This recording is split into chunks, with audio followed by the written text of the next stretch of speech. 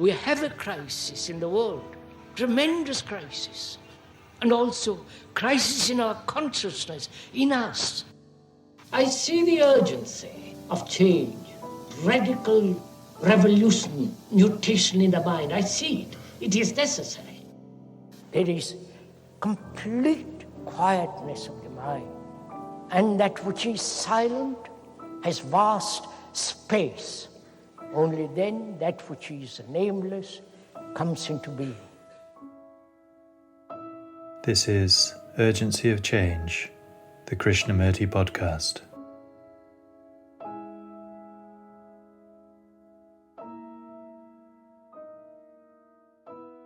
Religion is not the authoritarian, accepted form of religion, the state religion, the religion of belief, of faith, of dogma, of rituals, of worshipping a symbol.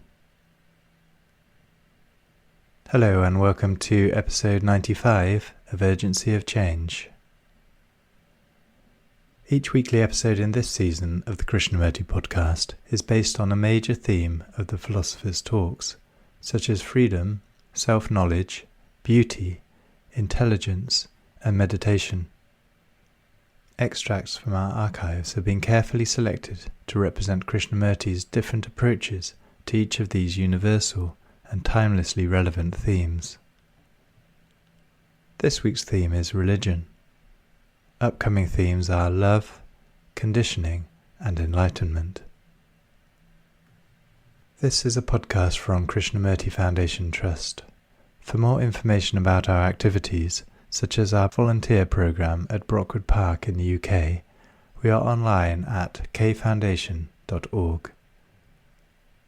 You can also find our daily quotes and videos on Instagram and Facebook at Krishnamurti Foundation Trust. This week's episode on religion has 5 sections.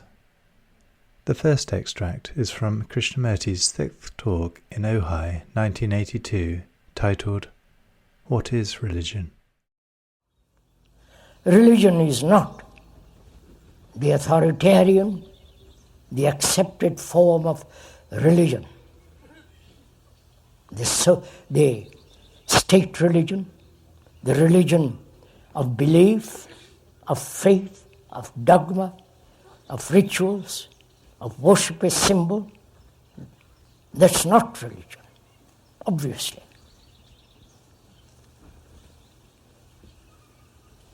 So we're going to inquire into what is religion. Do you understand? It is we inquired into fear, into the nature of that extraordinary thing called love, whether human beings can ever end their suffering, their misery, their anxiety. And also, we should inquire together into what is religion.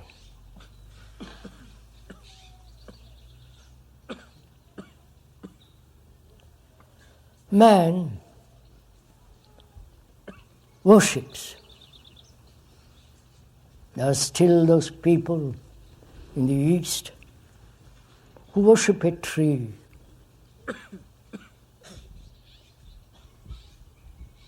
Who worship a mountain. They give it in India to the Himalayas, a special peaks, a special name. And they worship at one time the earth, the trees, the heavens, the sun, as the Egyptians did. But we consider all that illusion, nonsense. And as we are so terribly sophisticated, we worship a symbol, pray to that symbol, to that savior, or as in India, it's another form of the same thing.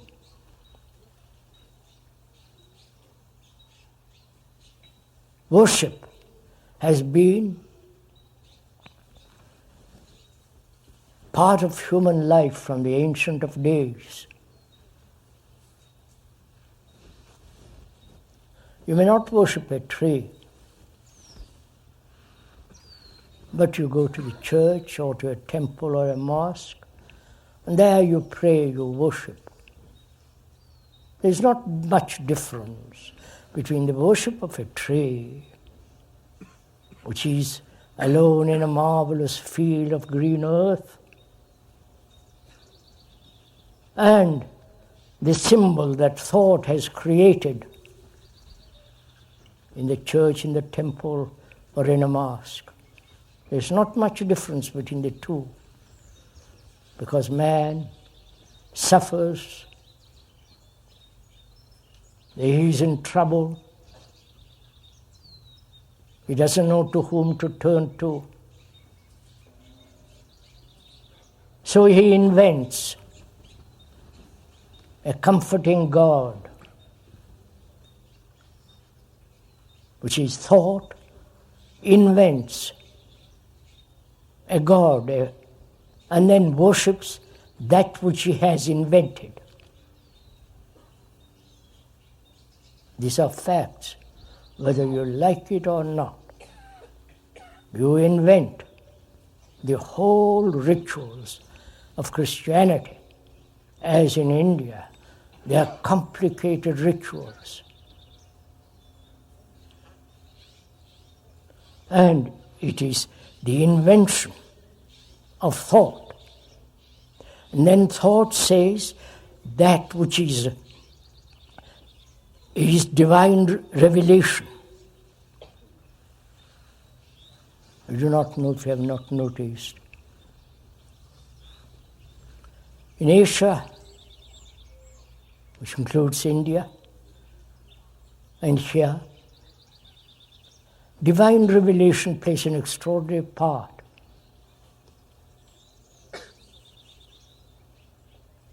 But the divinity is brought about by thought. The interpreter of that divinity is the priest. He thinks, and his thought has created various forms of rituals. So we're asking, is religion all this?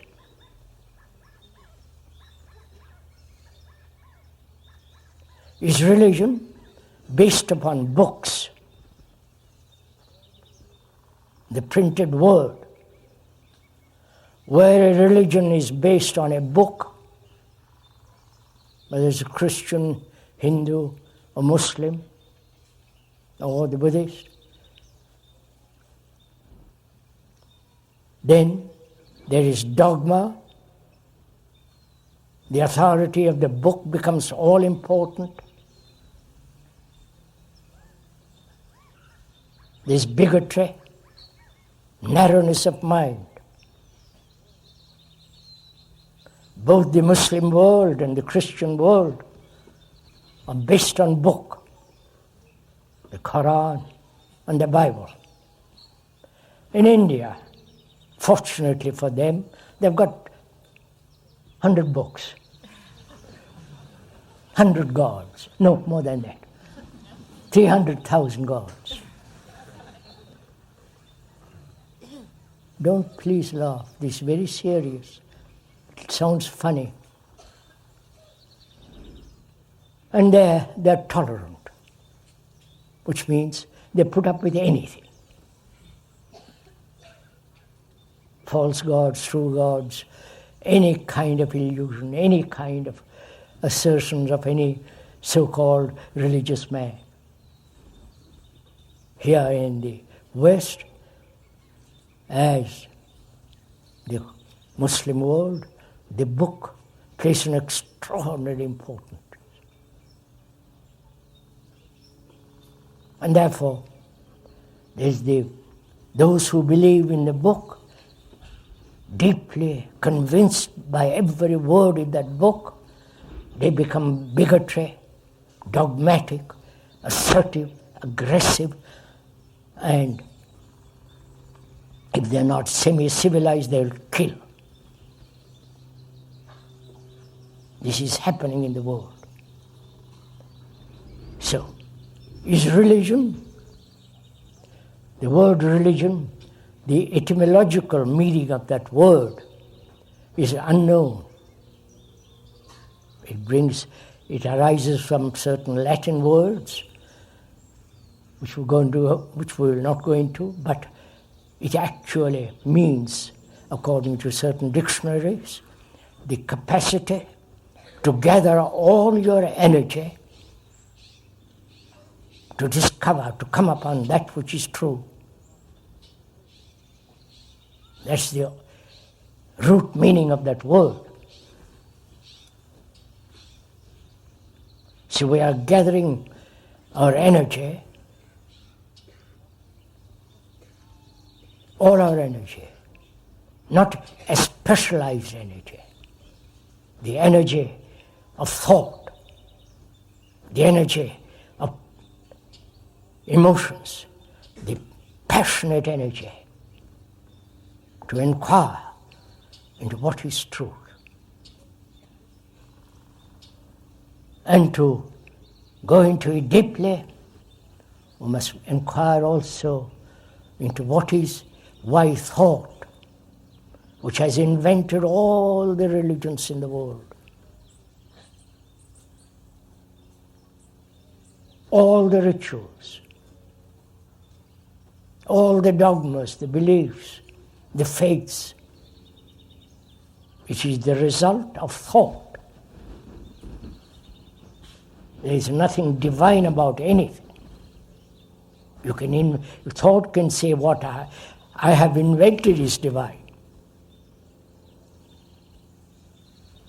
But thought is not sacred, is not holy. So it is important to go into this question of what is thought. We've gone into it previously. But the more you look at it, the more you inquire into the very nature of thought, the more complicated, it demands a subtle mind, it demands a quickness of mind, not a mechanical mind, not a mind that accepts, not a mind that acquiesces, but a mind that doubtful, questioning, demanding, has this great energy. And when you give this total energy, not an energy which is partial, because you are interested in some form of entertainment, or in some form of relief, in some form of comfort, then it is all partial energy. Whereas if you demand totally to understand the nature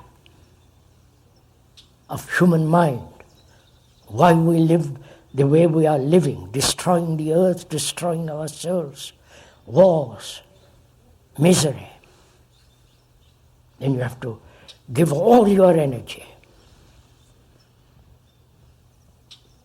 And where there is this total energy, complete passion to understand, to find out a way of living which is totally different from non-mechanistic, repetitive way. So we have to go into this question deeply once again. What is thought? Why thought plays such an extraordinary importance in our life, in our relationship? Is thought love? Please inquire with the speaker. Really, the speaker is putting your question. It's not his question. You are putting this question for yourself. Thought has created the marvelous cathedrals, magnificent structures in Europe and some of them here. And thought also has put all those things inside the cathedrals, in the churches, in the temples, in the mosque. So when asked, is thought sacred? Because it has put all this in these buildings, and then you worship it. I wonder if one sees the illusion of this, the ironic, actual deception that thought has invented the symbol, the ritual, the host, and the different things in India and Asia. Thought has been responsible for all this. Some of it being copied from the ancient Egypts, from India, and so on. And then thought, having created this marvelous structure in stone, then inside it are all the symbols, the agony, and in the Asiatic world a different symbol. Then thought says you must worship that. So we are asking, is thought sacred in itself? Or it is merely, please listen to it, you may not agree, do not agree, but inquire. Is thought a material process? If it is not sacred, then it is a material process. But thought has invented these heaven and hell, the saviors of the world, according to different religions. Their rituals is all the result of thought.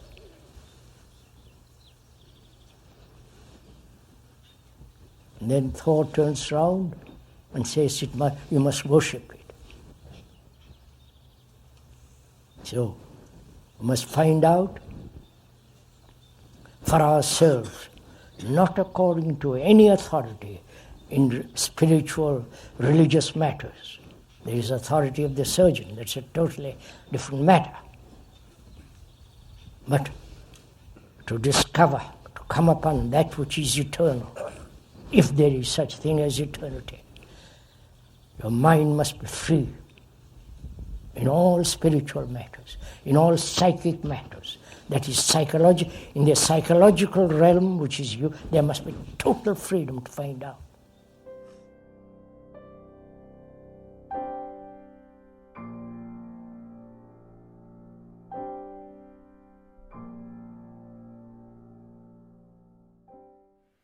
The second extract is from the fourth talk in Madras, 1974, titled Religion is the Core of a New Culture. Observing what is going on in the world, not only political,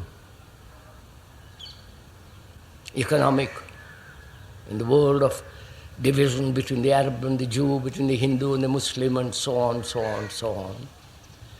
But also looking at various religions,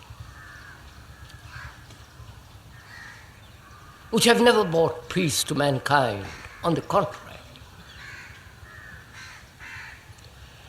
And their division, and they must be divided because they are essentially based on thought. So what is religion? What do we mean by that word? We know what it's not. All the circus that goes on in the name of religion.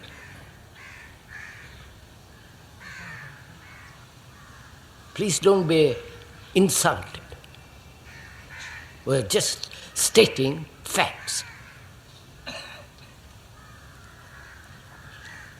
All the churches and the temples and the mosques, all the structure that has been put together by thought, however beautiful, some cathedrals, some mosques, some temples are extraordinarily beautiful,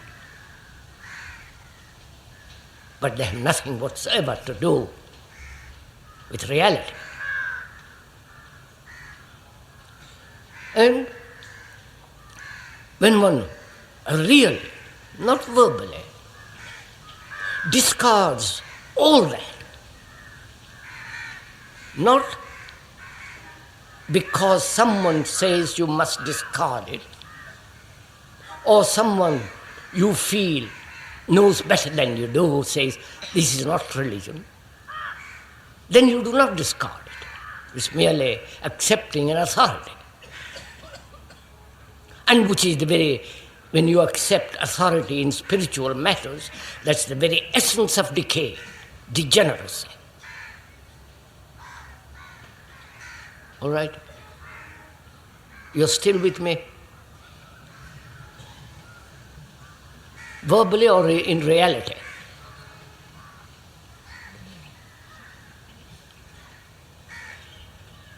When you discard all that nonsense, which means no sense,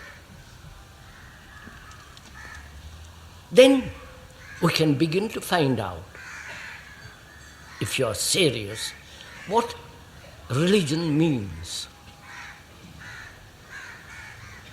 Do you understand?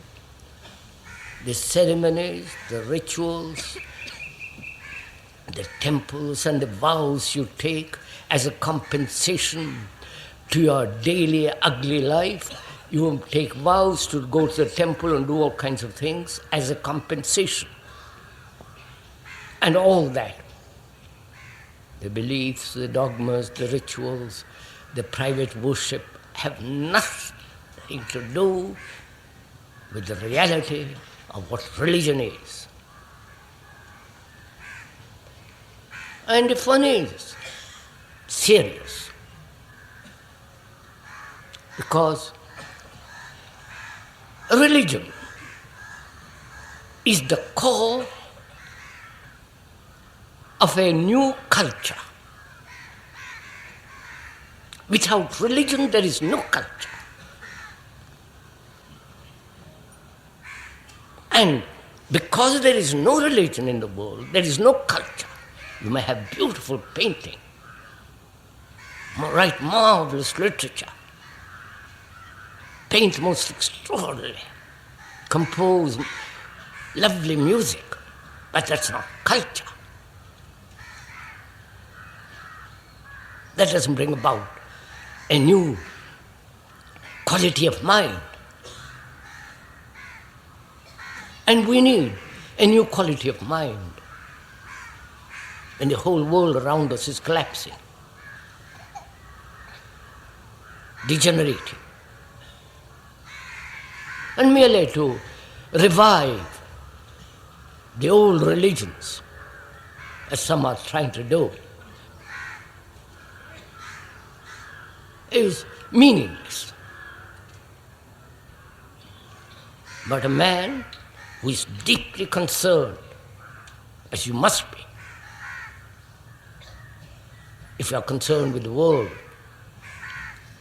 with the starvation, with the wars, with the corruption, with the hypocrisy, with the total dishonesty that's going on, one must, in all seriousness, find out what is the true significance of religious mind. Because It is only such a mind that can bring about a new culture. Not a religious mind, not one religious mind, but the religious mind of man, which is you. That means together. In the old days, if you have observed in history, watched the things about you, there were religious leaders. That very word is the denial of religion. The leader in the religious world. You understand?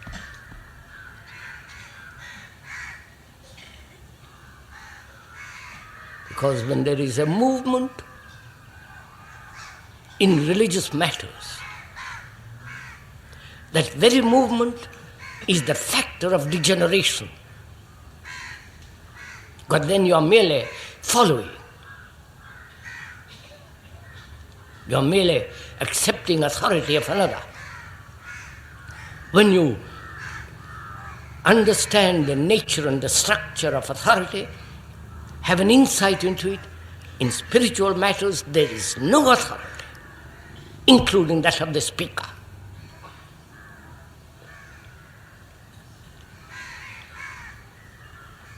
Then we can proceed in our inquiry.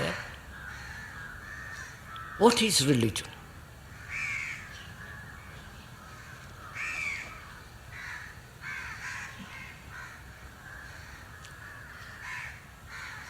A religion, if you look into a good dictionary,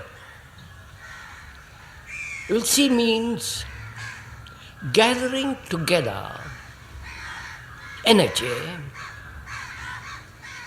to be totally good. The speaker is adding the extra word, to be totally good.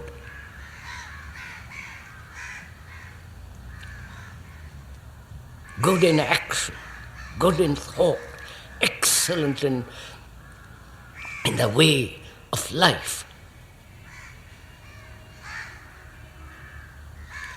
And that implies diligence, care, attention. Care implies care in your work, in your thoughts, in how you bring up your children, how you treat your wife, your husband. Care, which means affection, love.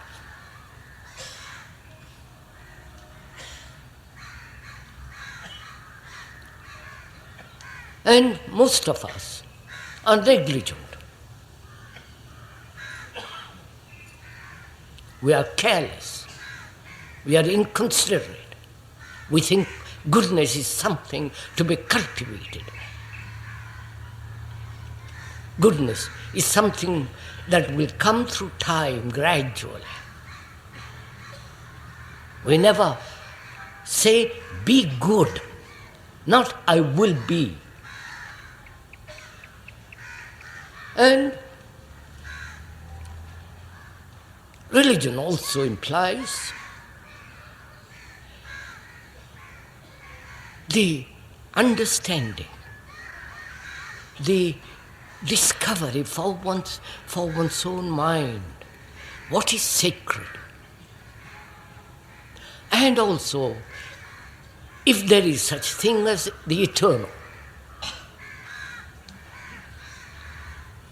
Religion means the beauty, goodness,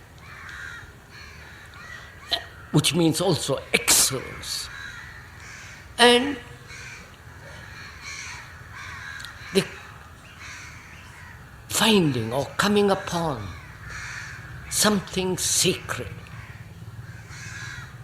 and the inquiry into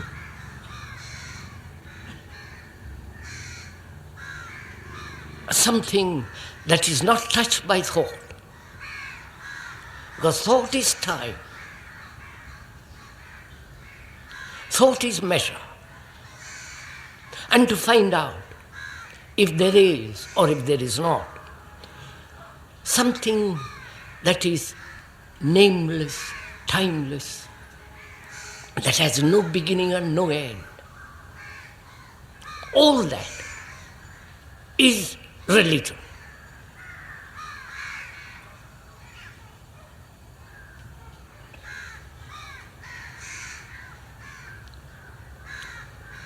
And as we said, without that quality of mind, which is explosive, not acquiescent, without that quality of mind, you cannot have a culture which is absolutely necessary. A culture not brought about by a few, but by a religious mind, which means light to yourself, not the light of another, but light which you have found for yourself. All that's implied in religion. So, meditation, can we go on? Meditation is the inquiry into that which is sacred, and also to find out, not these are words, you can't find out if there is eternity, to feel that, to have that quality of a mind that is really timeless. So, that's what we're going to do. Together. We are not going to meditate together. That's another phony, imaginative, romantic nonsense. But we are going together find out what it means to meditate,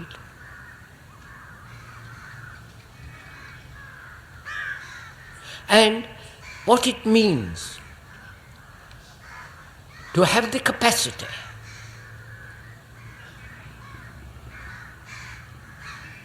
of freedom that can come upon the thing that is sacred, and from there move to something that may be timeless.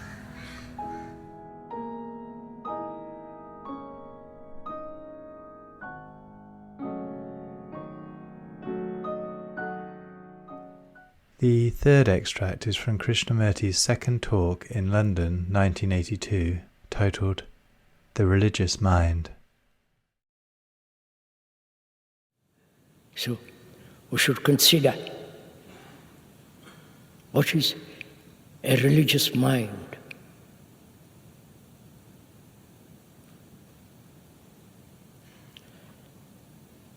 Religions throughout the world have played an extraordinary part in one's life, seriously or superficially. It has become an entertainment. All the words and symbols and processions and all the things that go on in the name of religion are put together by thought.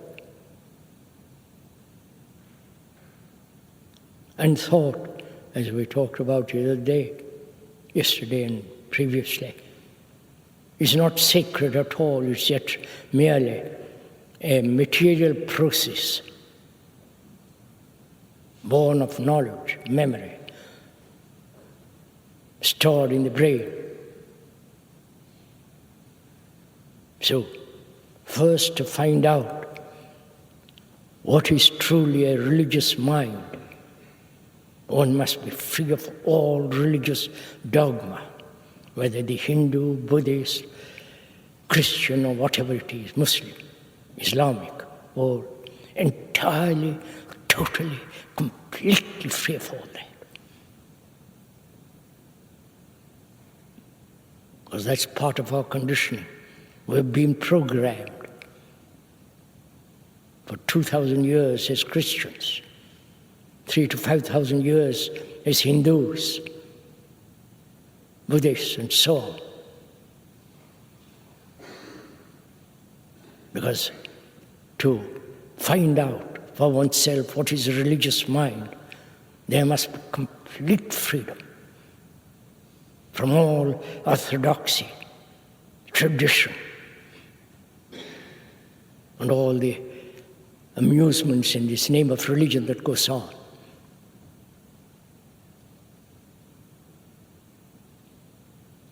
Because in those ideas, in those concepts, in the symbols, saviors, we have found security for a complex, miserable, confusing life.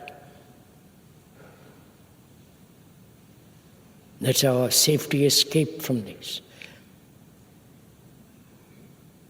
But when we have put order in our lives here and now, then there is no fear.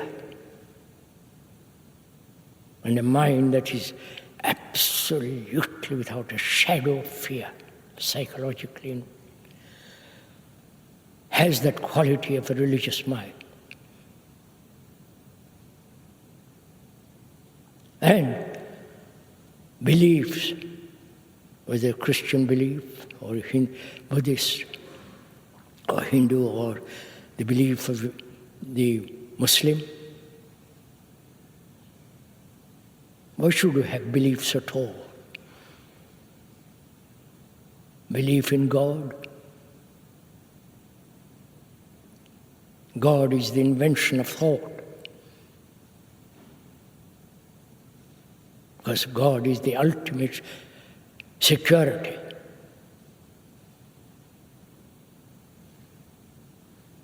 In the name of God, we have done terrible things. Burnt people, tortured people.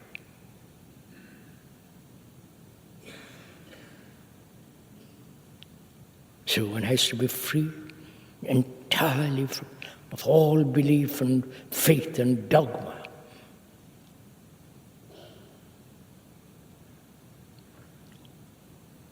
Why is it that when we talk about religious matters, we are so gullible? We don't exercise, apparently, our reason, sanity, common sense. We accept everything.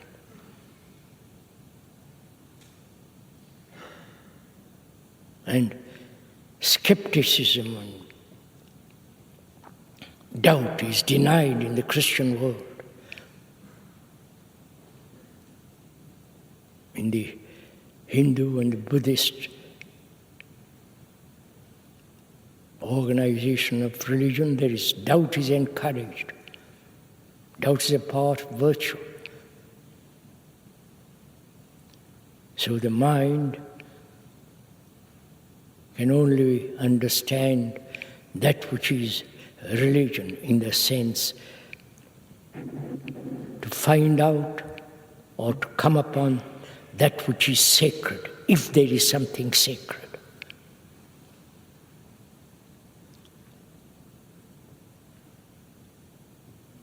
Because technological culture cannot possibly bring about a totally global culture, religion. And that's possible. Global interrelationship of humanity, which is the only goal of all politics,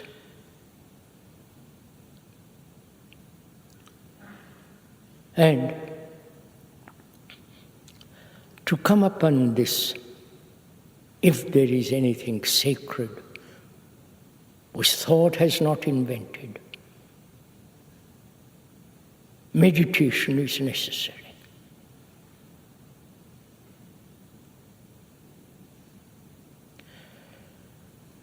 India, unfortunately, has brought this word into this Western world recently.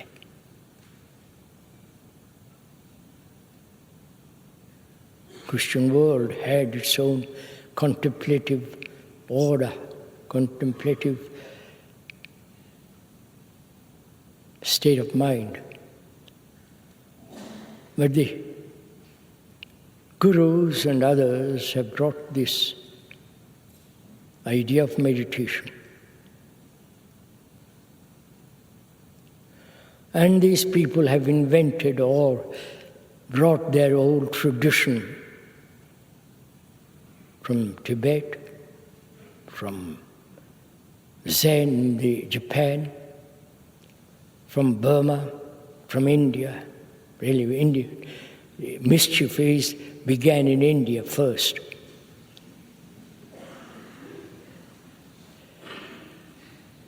That meditation means you must practice something. Practice a method. Practice to be silent. Practice to be aware. Practice the moment which is the present, and so on, so on. Practice.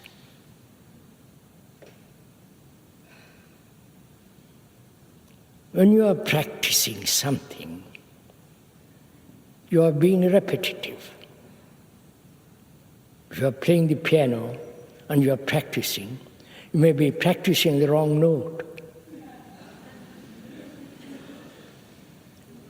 But here we think it's necessary to practice. Day after day, take a vow, being a monk, the whole business of, there's no time to go into all that. So we practice. The more you practice, the more your brain will become dull, obviously. Whether you are practicing various systems of meditation, which means your brain is becoming more and more mechanical. It's never free. And to find out or come upon that which is nameless, timeless, sacred, there must be complete freedom. Not brought about by desire, by thought, but by ending that which is not free, like attachment, like pursuit of pleasure, the self-fulfillment, self-centered activity, and so on. This demands great deal of inquiry, great deal of energy, perception, not only knowing oneself,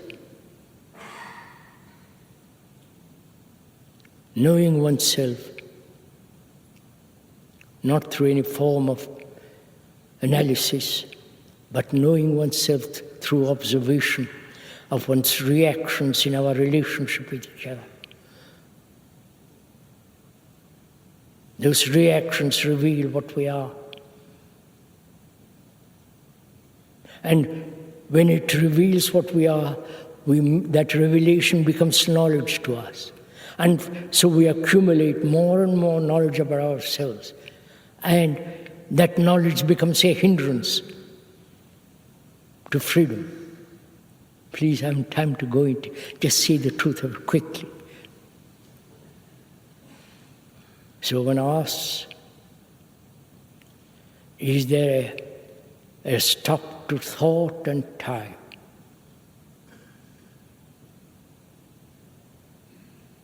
Because if there is time, That is, if there is thought, there's perpetual occupation, as most of us are perpetually occupied, thinking about various things, chattering. The brain is never quiet, but always groping, searching, remembering, hoping. Such a mind, obviously, is never quiet. But to perceive that it's not quiet, without any direction, say it must be quiet, to perceive it, to observe it's not quiet, then it becomes extraordinarily quiet, without any compulsion, without any practice. Which means one requires great sensitivity, attention, awareness. Only in that absolute silence of the mind, a silence which is not cultivated by thought. It isn't a silence between noise, between two noises or between two thoughts. Silence is not that. Silence demands total freedom from all self-centered activity and pursuit of pleasure and fear and so on. Only in that silence completely can there be that which is nameless.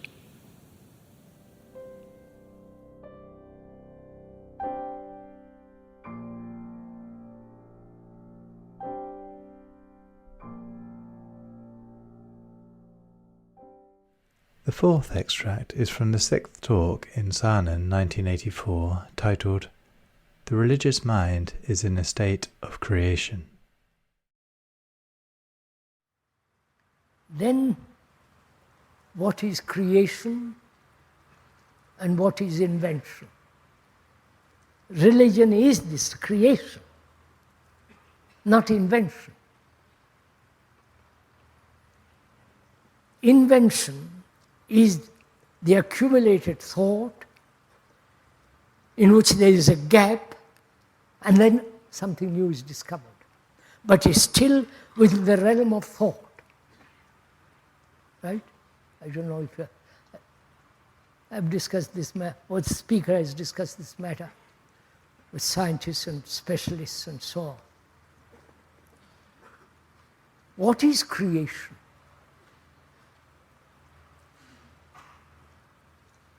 Not only the creation of a baby, from the cellular and all the rest of it, but much more beyond all that. What is creation? Not who created. You understand? If you say it's God, then it's finished. Your God and my God and Muslim God and Hindu God and your own particular pet God. That's an easy way of explanation. And most people are satisfied with it. But if you shake away all that, slow it off, then what is creation? Is it born of knowledge?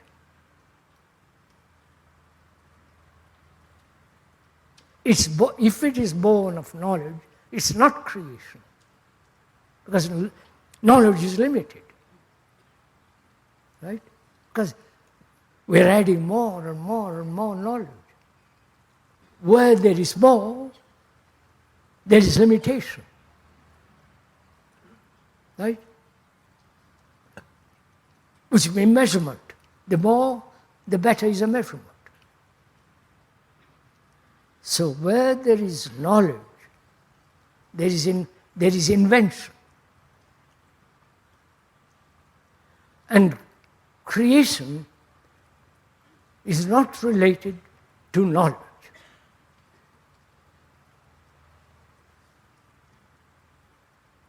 Therefore, all the paintings of the world they think are great creations are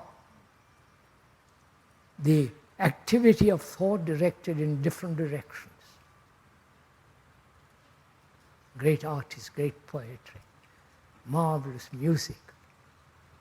It's all the activity of thought and so on. I don't have to go into all that. So creation. That is religion. You understand? A mind that has, a brain that has knowledge where it is necessary. In the physical world, writing, talking, driving, and so on. And knowledge has no place in the psychological world. Because knowledge is limited, and therefore creating division, conflict, and all the rest of it. When you say, I know my wife, you have already destroyed your wife. You understand this? Aren't you shocked by this? Because then your relationship with another is based on knowledge, which is thought. A thought is not love.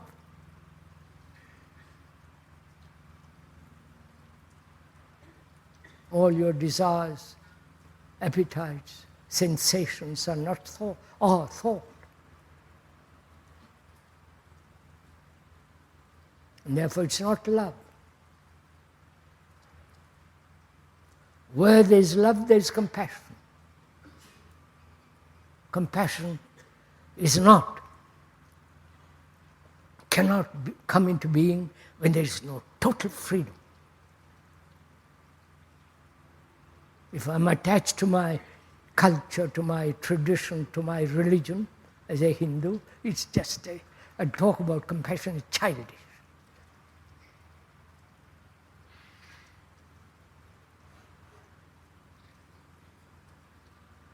Where there's compassion, there is intelligence.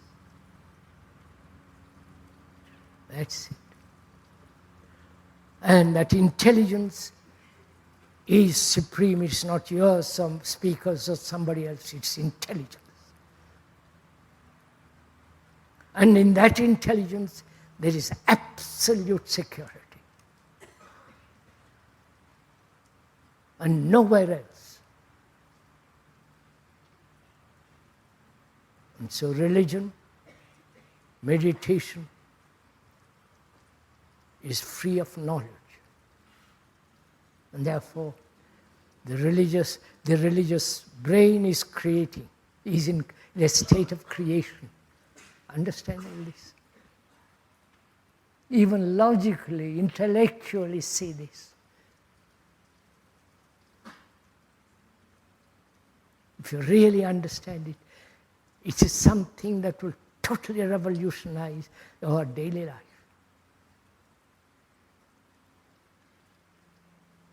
We will be the beginning of a new religion, which is nothing to do with present religions. That is creation.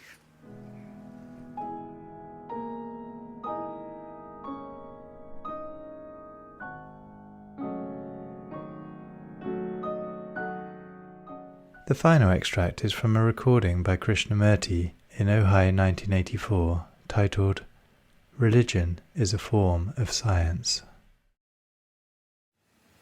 Humanity seems to be in perpetual movement of destruction and building up again. Destroy and build. Destroy human beings and give birth to greater population.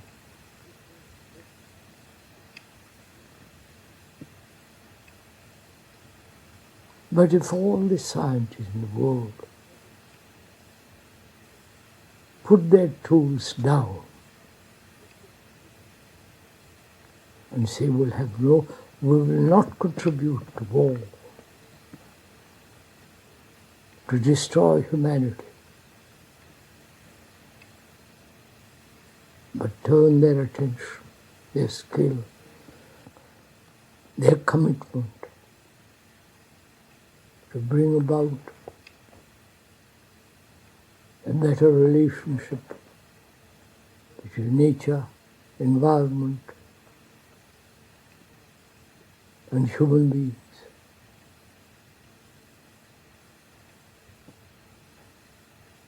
And unless we have peace in the world, or there is some peace among few people, then those few, not necessarily the elite, and apply all their skill to bring about a different world, then religion and science can go together. Religion is a form of science. That is to know and to go beyond all knowledge.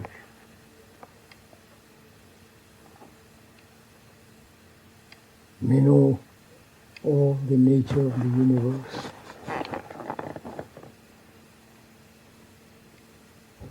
But to comprehend that immensity, not through a telescope, but the immensity of the mind and the heart.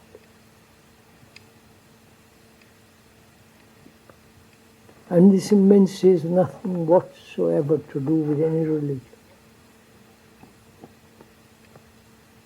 either Buddhism, Hinduism, or Christianity,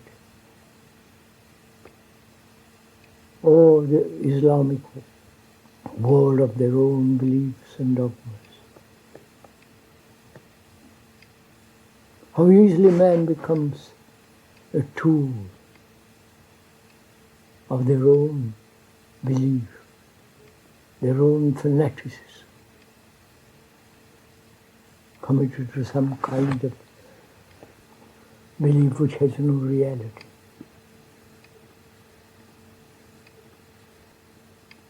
No temple, no mosque, no church holds truth. There are symbols, perhaps, but symbols are not the actual. In worshipping the symbol, you will lose the real, the truth. But unfortunately, the symbol has been given far greater importance